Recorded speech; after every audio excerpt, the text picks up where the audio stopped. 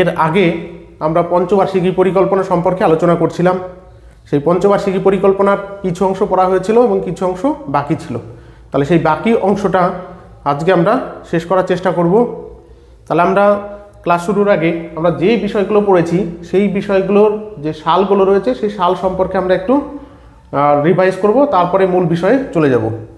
তাহলে ভারতের প্রথম পঞ্চবার্ষিকী পরিকল্পনা হয়েছিল 1951 সাল থেকে 1956 খ্রিস্টাব্দ পর্যন্ত। এবং দ্বিতীয় পঞ্চবার্ষিকী পরিকল্পনা, তাহলে এটা কী ছিল?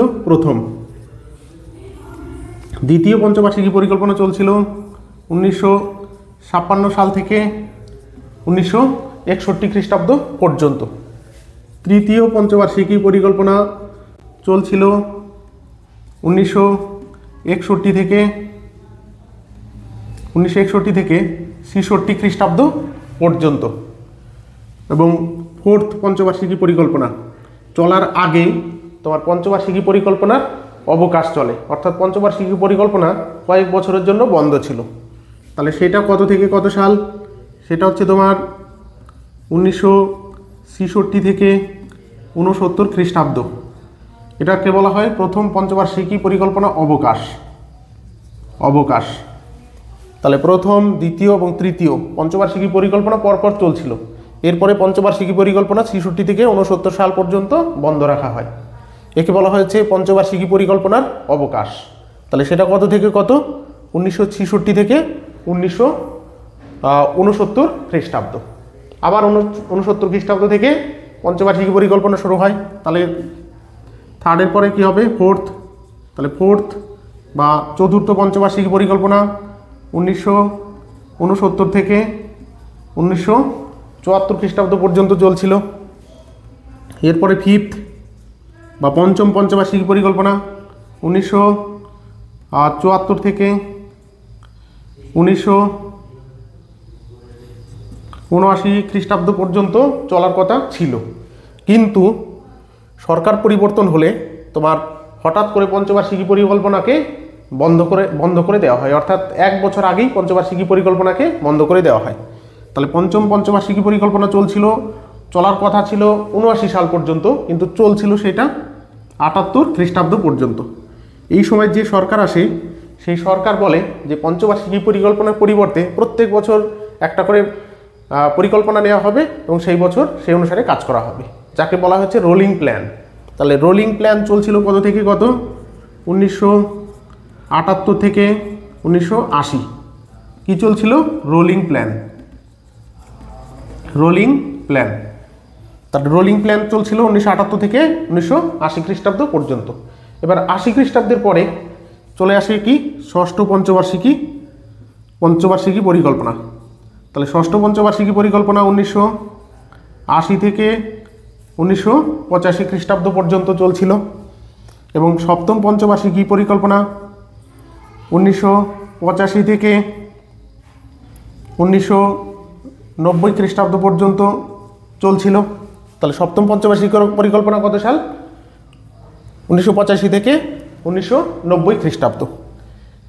এরপরে পঞ্চবার্ষিকী পরিকল্পনা আবার 2 বছরের জন্য বন্ধ রাখা হয় দেশের অর্থনৈতিক অবস্থা খারাপ হওয়ার জন্য।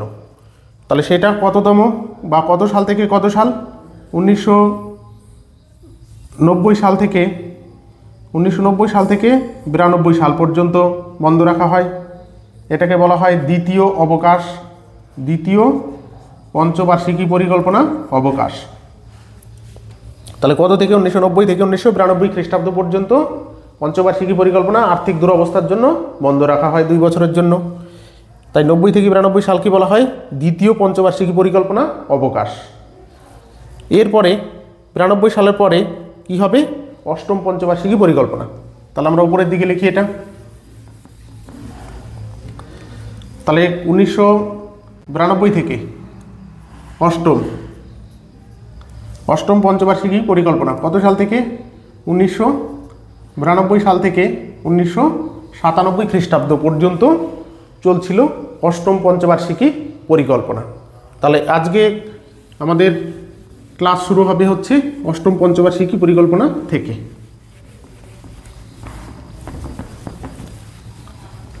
তাহলে কোথা থেকে শুরু হবে? অষ্টম পঞ্চবার্ষিকী পরিকল্পনা থেকে। তাহলে অষ্টম পঞ্চবার্ষিকী পরিকল্পনা কত সাল থেকে? 1992 সাল থেকে 1997 খ্রিস্টাব্দের মধ্যে চলছিল। তাহলে অষ্টম পঞ্চবার্ষিকী পরিকল্পনাকালে যে যে পরিকল্পনাগুলো রূপায়িত হয় সেগুলো আমরা দেখে নিই। তাহলে অষ্টম পঞ্চবার্ষিকী পরিকল্পনাকালে প্রাথমিক শিক্ষার উপরে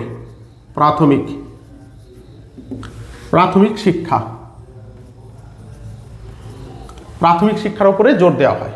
অর্থাৎ দেশের জনগণ যাতে প্রাথমিক শিক্ষাটুকু পায় তার উপর জোর দেওয়া হয়। কেউ যাতে প্রাথমিক শিক্ষা থেকে বঞ্চিত না হয় তার জন্য ব্যবস্থা গ্রহণ করা হয় এই অষ্টম পঞ্চবার্ষিকী পরিকল্পনাকালে। তাই কি বলা হয়? প্রাথমিক শিক্ষার উপর জোর দেওয়া হয় এবং প্রত্যেককে যাতে প্রাথমিক শিক্ষা অন্তত দেওয়া যায় সেই বিষয়ে বিশেষ পরিকল্পনা রূপায়িত হয় অষ্টম পঞ্চবার্ষিকী পরিকল্পনা কালে। এছাড়া এই সময় তোমার মানব সম্পদ উন্নয়নে মানব সম্পদ উন্নয়নেরও বিশেষ জোর দেওয়া হয়। তাহলে এর আগে 1992 সালের আগে মানুষকে সম্পদ হিসাবে বিশেষত বিবেচনা করা হতো না, কিন্তু 92 সালের পরে অর্থনৈতিক সংস্কারের পর থেকে যাতে মানুষকে বা প্রতিটি মানুষকে দেশের সম্পদ হিসাবে কাজে লাগানো যায় বা তার থেকে আমরা কোনো আর্থিকভাবে লাভবান হতে পারি সেইভাবে তোমার এই পঞ্চবার্ষিকী পরিকল্পনা রূপায়ণ করা হয়। অর্থাৎ 1992 থেকে 97 যে অষ্টম পঞ্চবার্ষিকী পরিকল্পনা, সেই পরিকল্পনাকালে মানব সম্পদ উন্নয়নের উপরে বিশেষ জোর দেওয়া হয়। এছাড়া কি করা হয়? এছাড়া জোর দেওয়া হয় কারিগরি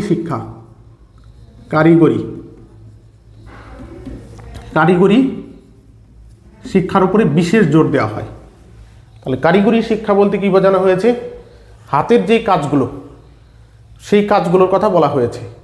প্রত্যেকেই উচ্চ শিক্ষায় শিক্ষিত হবে সেরকম নয়, কম শিক্ষা পেয়েও আমরা যে হাতের কাজ, যেমন কাঠের কাজ, তারপরে তোমার বিভিন্ন কুটির শিল্পের কাজ বা ফিনাইল তৈরি করা, সাবান তৈরি করা, অন্যান্য যে হাতের কাজগুলো রয়েছে সেই কাজগুলোর কথাই এখানে বলা হয়েছে। বিদ্যুৎ, ইলেকট্রিক মিস্ত্রি, যে বিভিন্ন প্লাম্বিং মিস্ত্রি, এগুলোকে বলা হচ্ছে কারিগরি শিক্ষা। তাহলে কারিগরি শিক্ষার উপরে বিশেষ জোর দেওয়া হয়, যেহেতু সকলেই উচ্চ শিক্ষিত হতে পারবে না, তাই কারিগরি শিক্ষা দিলে সেই অনুসারে সে কাজ করে জীবনযাপন করতে পারবে।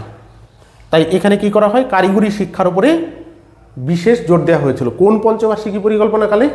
অষ্টম পঞ্চবার্ষিকী পরিকল্পনা কালে।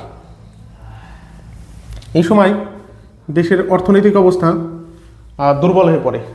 দেশের অর্থনৈতিক অবস্থা দুর্বল হয়ে পড়লে ভারতের প্রধানমন্ত্রী নরসিংহ রাও, তাহলে ভারতের প্রধানমন্ত্রী কে ছিল? নরসিংহ রাও, অষ্টম পঞ্চবার্ষিকী পরিকল্পনা কালে।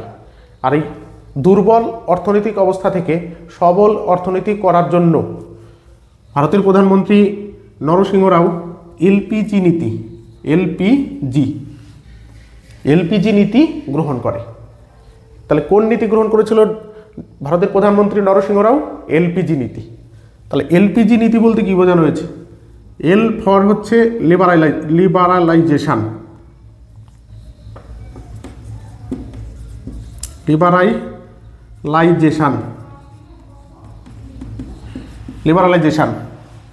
তাহলে এলপিজি, এল মানে কি? লিবারালাইজেশন।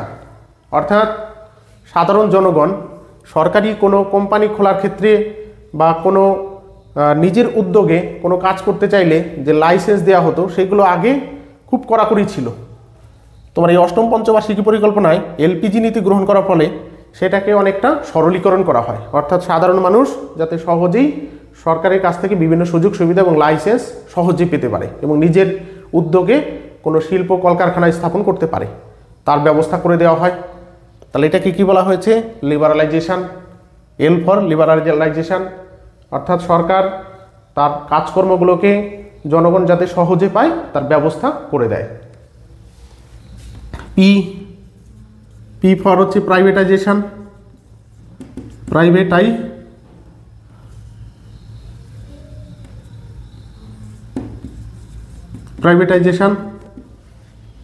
তাহলে প্রাইভেটাইজেশন বলতে কি বোঝানো হয়েছে?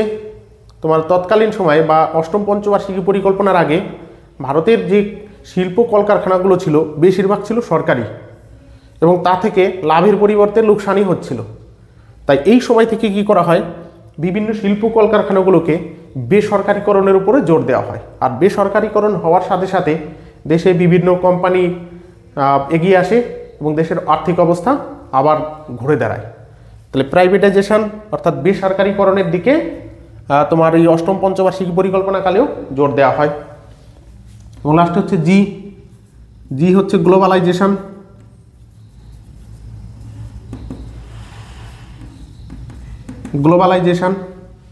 তাহলে জি ফর কি, গ্লোবালাইজেশন। তাহলে গ্লোবালাইজেশন বলতে কি বোঝানো হয়েছে, পৃথিবীর বিভিন্ন দেশের সঙ্গে আর্থিক, সাংস্কৃতিক এবং বাণিজ্যিক যে সম্পর্ক, সেই সম্পর্ককে মজবুত করার দিকে জোর দেওয়া হয়, যাতে ভারতে কোনো শিল্পের কাঁচামাল না থাকলে বিদেশ থেকে আনা হবে, আবার ভারতের যে শিল্পজাত দ্রব্য উৎপাদন হবে সেটা বিদেশে বিক্রি করা হবে। এই যে বাজারকে খুলে দেওয়া পৃথিবীর কাছে, সেটাকেই বলা হয়েছে তোমার গ্লোবালাইজেশন। আর এই নীতিগুলো গ্রহণ করার ফলে ভারতের আর্থিক অবস্থা যে দুর্বল হয়ে পড়ছিল, সেই দুর্বল অর্থনীতি ধীরে ধীরে তোমার চাঙ্গা হতে থাকে, অর্থাৎ ওপরের দিকে উঠতে থাকে। এই কারণে এই ডক্টর নরসিংহ রাওকে ভারতের অর্থনৈতিক সংস্কারের প্রকৃত জনক বলা হয়েছে। তাহলে ভারতের অর্থনৈতিক সংস্কারের জনক ভারতের কোন প্রধানমন্ত্রীকে বলা হয়, নরসিংহ রাওকে। নরসিংহ রাওকে বলা হয় ভারতের অর্থনৈতিক সংস্কারের জনক। আর এই যে এলপিজি নীতি গ্রহণ করা হয়েছিল, আর এই নরসিংহ রায়ের যে অর্থমন্ত্রী ছিল ডক্টর মনমোহন সিং। তাহলে নরসিংহ রায়ের অর্থমন্ত্রী কে ছিল, ডক্টর মনমোহন সিং। ডক্টর মনমোহন সিং, তাহলে অর্থমন্ত্রী ছিল হচ্ছে ডক্টর মনমোহন সিং। তাহলে আর্থিক সংস্কারের জনক ভারতের কোন প্রধানমন্ত্রী, নরসিংহ রাও। কিন্তু এই এলপিজি নীতির ছিল ডক্টর মনমোহন সিংয়ের মস্তিষ্ক প্রসূত। তাই অর্থমন্ত্রী হিসাবে দেশের অর্থনৈতিক সংস্কারের জনক বলা হয় ডক্টর মনমোহন সিং। তাহলে প্রধানমন্ত্রী হিসাবে দেশের অর্থনৈতিক সংস্কারের জনক নরসিংহ রাও, এবং অর্থমন্ত্রী হিসাবে দেশের অর্থনৈতিক সংস্কারের জনক হচ্ছে ডক্টর মনমোহন সিং। তাহলে এলপিজি নীতি কার মস্তিষ্ক প্রসূত ছিল, তৎকালীন ভারতের অর্থমন্ত্রী ডক্টর মনমোহন সিংয়ের মস্তিষ্ক প্রসূত ছিল। আর এই ডক্টর মনমোহন সিং পরবর্তী সময় ভারতের প্রধানমন্ত্রী হয়, এটা আমরা জানি, দীর্ঘ 10 বছর দেশ চালিয়েছে। তাহলে এইভাবে অষ্টম পঞ্চবার্ষিকী পরিকল্পনা শেষ হয় এবং দেশের অর্থনৈতিক অবস্থা নিচু থেকে অর্থাৎ পড়ে যাওয়া থেকে আবার ওপরের দিকে উঠতে থাকে। তাহলে এরপরে শুরু হয় হচ্ছে নবম পঞ্চবার্ষিকী পরিকল্পনা। তাহলে আমরা দেখব যে নবম পঞ্চবার্ষিকী পরিকল্পনাকালে কোন কোন বিষয়গুলো ওপরে জোর দেওয়া হয়েছিল। তাহলে যারা ভিডিও দেখবে তারা অবশ্যই লাইক কমেন্ট করবে, এবং যারা সাবস্ক্রাইব করেনি তারা সাবস্ক্রাইব করে নেবে। এগুলো করতে কোনো টাকা লাগে না, তাই সবাই করে নেবে, তাহলে ভিডিও বানাতে উৎসাহ পাই এবং পরবর্তী সময় বিভিন্ন সাবজেক্টের যে জিকে অর্থাৎ ফাউন্ডেশন সমস্ত বিষয়গুলোকে পড়ানো হবে আস্তে আস্তে। তাহলে আমরা এরপরে কোন বিষয়টা দেখব, সেটা হচ্ছে তোমার নবম পঞ্চবার্ষিকী পরিকল্পনা।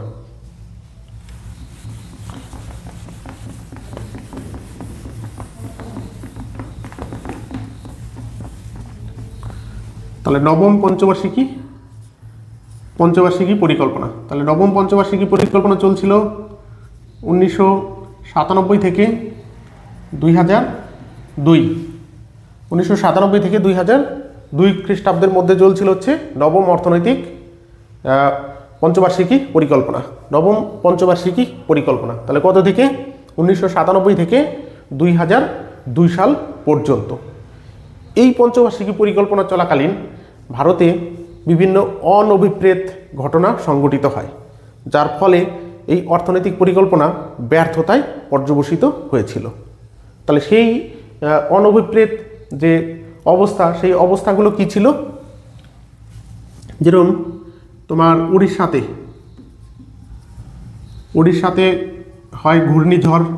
কি হয়, উড়িষ্যাতে সময় তীব্র ঘূর্ণিঝড় হয়, তাতে প্রচুর সম্পদহানি হয়, প্রাণহানি হয়। এছাড়া হয়েছিল গুজরাটে ভূমিকম্প। গুজরাটে কি হয়েছিল, গুজরাটে হচ্ছে তীব্র ভূমিকম্প। এছাড়া হয়েছিল তোমার 1998 সালে পারমাণবিক বিস্ফোরণ, পারমাণবিক পোখরানের পারমাণবিক বিস্ফোরণ ঘটানো হয়। তাহলে 1998 সালে ভারত রাজস্থানের পোখরানে পারমাণবিক বিস্ফোরণ ঘটায়। আর এই বিস্ফোরণ ঘটানোর জন্য পৃথিবীর বিভিন্ন দেশ ভারতকে আর্থিকভাবে স্যাংশন লাগিয়ে দেয়, অর্থাৎ আর্থিকভাবে প্রতিবন্ধকতা লাগায় ভারতের উপরে। এর ফলে ভারতের অর্থনৈতিক অবস্থা কী হয়? দুর্বল হয়ে পড়ে এবং ভারত প্রায় দেউলিয়ার পর্যায়ে পৌঁছে যাচ্ছিল। তাহলে কত সালে? 1998 খ্রিস্টাব্দে পারমাণবিক বিস্ফোরণজনিত কারণে পৃথিবীর বিভিন্ন দেশ ভারতে আর্থিক যে প্রতিবন্ধকতা, সেই প্রতিবন্ধকতা লাগায়। এছাড়া 1999 সালে হয় কার্গিল যুদ্ধ। কার্গিল যুদ্ধ।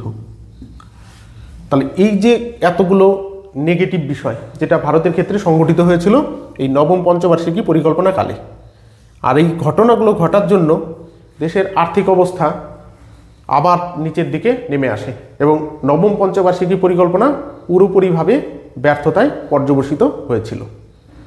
তবে এই পঞ্চবার্ষিকী পরিকল্পনাকালে যে ব্যবস্থাগুলো গৃহীত হয়েছিল সেগুলো আমরা দেখে নিই। তাহলে নবম পঞ্চবার্ষিকী পরিকল্পনাকালে কোন কোন ব্যবস্থা গ্রহণ করা হয়েছিল? তোমার আঞ্চলিক বৈষম্য দূরীকরণের ব্যবস্থা গ্রহণ করা হয়। আঞ্চলিক বৈষম্য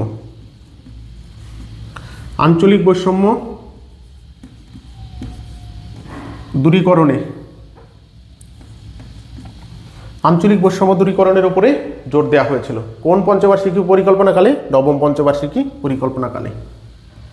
এছাড়া মানুষের জীবনযাত্রার মান উন্নয়নে জোর দেওয়া হয়। কোন পঞ্চবার্ষিকী পরিকল্পনাকালে? নবম পঞ্চবার্ষিকী পরিকল্পনাকালে। এছাড়া তোমার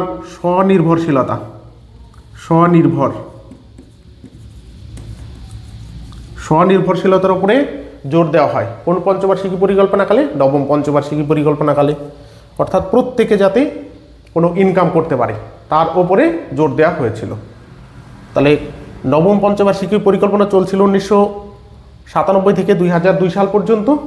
এই সময় যে ব্যবস্থার উপর জোর দেওয়া হয় আঞ্চলিক বৈষম্য দূরীকরণ, অর্থাৎ শহর এবং গ্রামের মধ্যে আর্থিকভাবে বেশ পার্থক্য ছিল। শহরের মানুষের জীবনযাত্রা উন্নত ছিল, গ্রামের মানুষের জীবনযাত্রা অনেক নিচে ছিল। তাই এখানে বলা হয় শহর এবং গ্রামের মধ্যে যাতে জীবনযাত্রার পার্থক্য বেশি না থাকে তার উপর জোর দেওয়া হয়। অথবা একটা রাজ্য থেকে অন্য একটা রাজ্য, পিছিয়ে পড়া রাজ্যের মধ্যে আর্থিকভাবে বৈষম্য লক্ষ্য করা গেছিল। এই বৈষম্য যাতে দূর করা যায় তার উপর জোর দেওয়া হয়, অর্থাৎ আঞ্চলিক বৈষম্য দূরীকরণে জোর দেওয়া হয়। জীবনযাত্রার মান উন্নয়ন, মানুষের যে জীবনযাত্রা সেই জীবনযাত্রা মান উন্নয়নের দিকেও জোর দেওয়া হয়। স্বনির্ভরশীলতা, অর্থাৎ প্রত্যেকে যাতে কোনো না কোনো কাজ বা কাজের সঙ্গে যুক্ত থাকে এবং নিজেই নিজের জীবন চালাতে পারে তার উপরেও জোর দেওয়া হয় এই নবম পঞ্চবার্ষিকী পরিকল্পনাকালে। যদিও এই ঘটনাবলীর জন্য ওড়িশা ঘূর্ণিঝড়, গুজরাটে ভূমিকম্প, পারমাণবিক বিস্ফোরণ, কার্গিল যুদ্ধ, এই কারণগুলোর জন্য এই পঞ্চবার্ষিকী পরিকল্পনা ব্যর্থতায় পর্যবসিত হয়। তাহলে এই ছিল নবম পঞ্চবার্ষিকী পরিকল্পনা। তাহলে এর পরবর্তী যে ভিডিও আসবে তাতে আমরা পরের যে পঞ্চবার্ষিকী পরিকল্পনাগুলো আছে সেগুলো সম্পর্কে আলোচনা করব। তাহলে যারা এখনও চ্যানেলটি সাবস্ক্রাইব করেনি তারা চ্যানেলটি অবশ্যই সাবস্ক্রাইব করে নেবে এবং যারা সাবস্ক্রাইব করেছো তারা লাইক এবং কমেন্ট অবশ্যই করবে। তাহলে ক্লাস এখানে শেষ করা হচ্ছে। ধন্যবাদ।